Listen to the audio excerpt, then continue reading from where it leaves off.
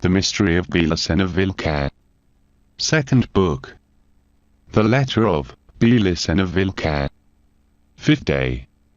Now, as I already communicated you, these indispensable antecedents, I will enter completely, in the history of my family, Dr. Signal.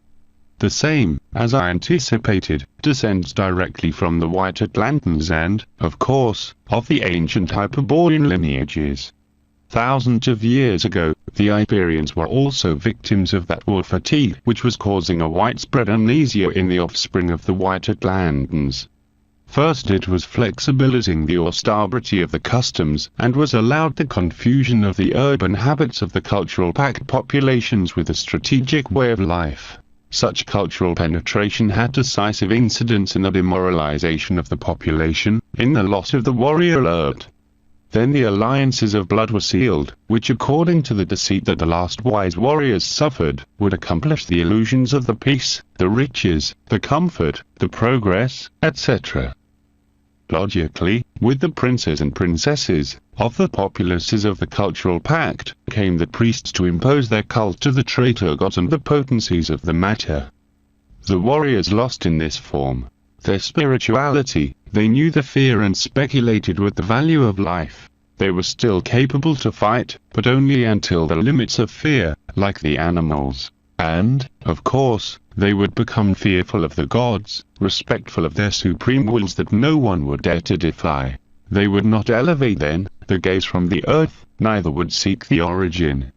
Thence only the heroes would realize the feats that the warriors not dared to realize. Sad place of exception reserved to the heroes, when in days of the White Atlantans the entire race was a community of heroes.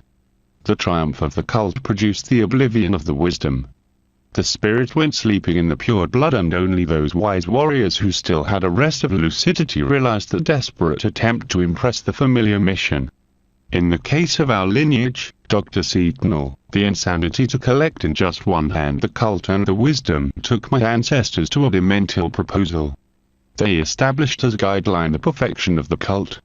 That is to say, that the thing which would be perfected by us would not be fortuity, as the color or the sound, but the own cult imposed by the priests, the worship to a deity revealed by the swarthy Atlantans.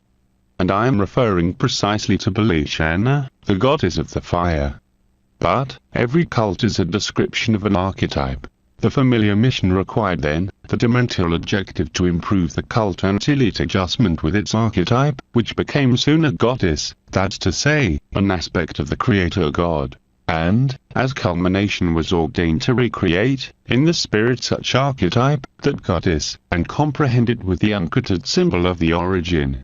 That was as to pretend that the spirit of a descendant member of the familiar lineage would include one day that creator god, and the whole universe, to comprehend it later with the symbol of the origin. In other words, that was like demanding, at the end, the highest wisdom, the fulfillment of the commandments of the White Atlantans. Comprehend the serpent, with the symbol of the origin. I could not assure you if this alternative proposal was a consequence of the madness of my ancestors, or obeyed to a higher inspiration, a request that the liberator gods made to the lineage. Peradventure they knew since the beginning that one of us would reach to realize the familiar mission and would awake, as a wise warrior, in the same moment of his liberation, on the earth, the final battle.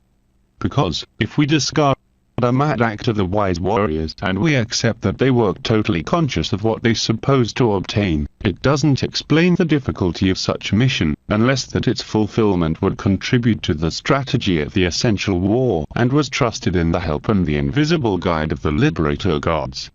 Perhaps, then, the liberator gods wanted to count during the final battle with initiates capable to confront them face to face, and had decided to provide some lineages, as my own, with the appropriated instrument for it, this is, the comprehension of the archetype of the gods.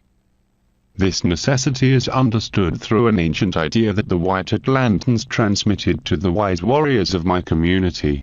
According to this revelation, the liberator gods were uncreated spirits who existed freely out of every material determination. But spirits chained in the matter, in the animal man, had lost the origin and, with it, the capacity to perceive the uncreated. only could relate themselves with the created, with the archetypical forms. Due to this, the liberator gods only could employ as clothing some archetypes of gods to manifest unto men. Naturally, such manifestations only would take place in front of the Hyperborean initiates, because only the initiates would be capable to transcend the clothing, the forms of the created archetypes, and resist face to face the terrible presences of the liberator gods.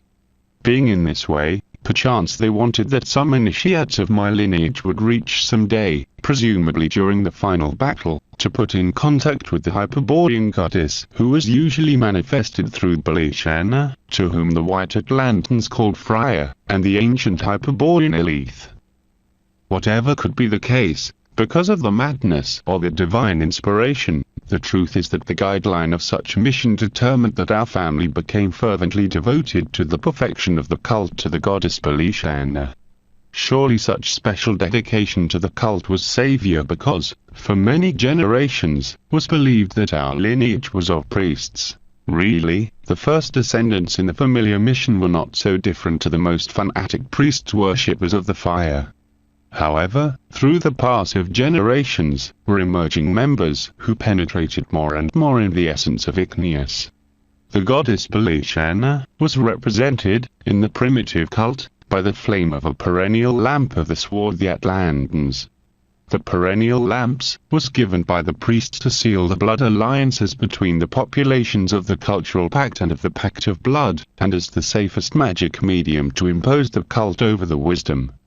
Thereby, amongst the Iberians of my community, a wise warrior married with an Iberian princess, who was also priestess of the cult to the goddess BELICENA, and received as a dowry that lamp which flame was never extinguished.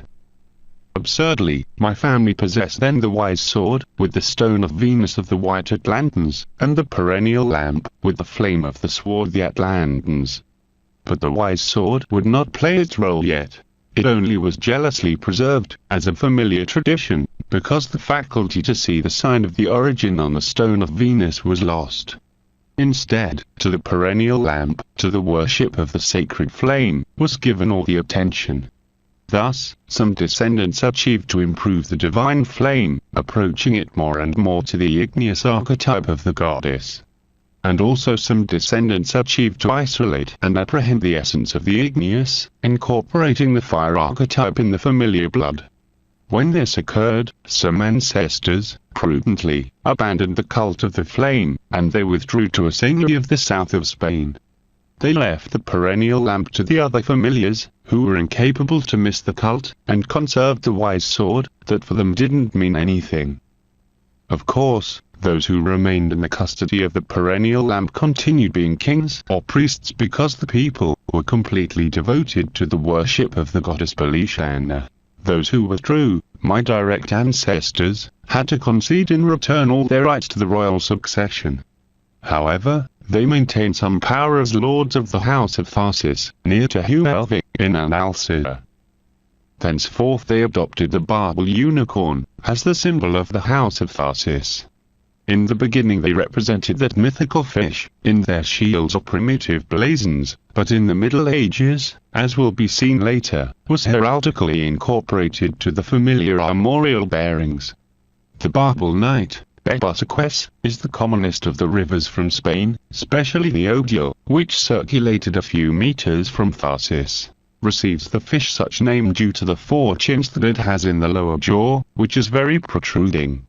However, the barbel that the lords of Tharsis were referring to was a fish provided by a frontal horn and 5 chins. The myth that justified the symbol affirmed that the barbel, moving through the river Odil, was similar to the soul transiting through the transcendental time of life, was an animal representation of man.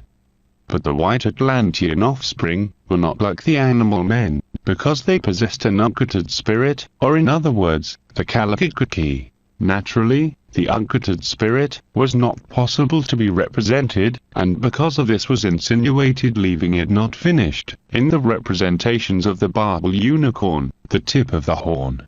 Beyond the horn, in an infinite distance, was the uncultured spirit, absurdly related to the created matter. and the beard of the Bible, of course, meant the legacy of Naatan, the number of Venus. Naturally, the lords of Tharsis proceeded practicing the worship of BELICENA. Because, until Leto de Tharsis, there was no one who understood the familiar mission, and, also, because that was established and sanctioned by the laws of my people. But, the secret objective of the familiar mission inexorably impulsed their participants to recreate spiritually the igneous archetype, and that marked them with an unequivocal signal. They acquired a fame of being a family of mystics and adventurers, when not of dangerous madmen. And there was some truth in that fable, due to that fire in the blood, uncontrolled in the beginning, caused the strongest extremes of violence and passion. Existed those who experienced in their lives the most terrible hate and the most sublime love that humanly could be conceived. And all that experience was condensed and synthesized in the tree of the blood, and was genetically transmitted to the heritors of the lineage. With the pass of time, the extreme tendencies were gradually separating, and periodically lords who were pure love or pure courage, that is to say, great mystics or great warriors. Amongst the first were those who assured that the ancient goddess had installed in their hearts, and that her flame turned them on in a love ecstasy. Within the seconds, those who, adversely, affirmed that she had frozen their hearts. She had infused such courage that now they were as hard as the rocks of Tharsis. Also the ladies intervened in this selection.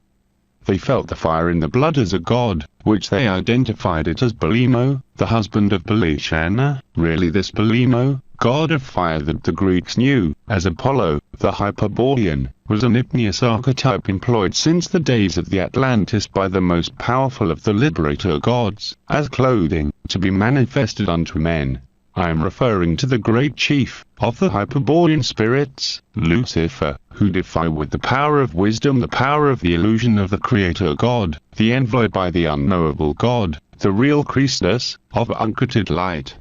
Was missing then, that the lineage of the lords of Tharsis give birth to the child who would comply with the familiar mission, who could recreate in the spirit the fire of the gods, and comprehend it with the symbol of the origin.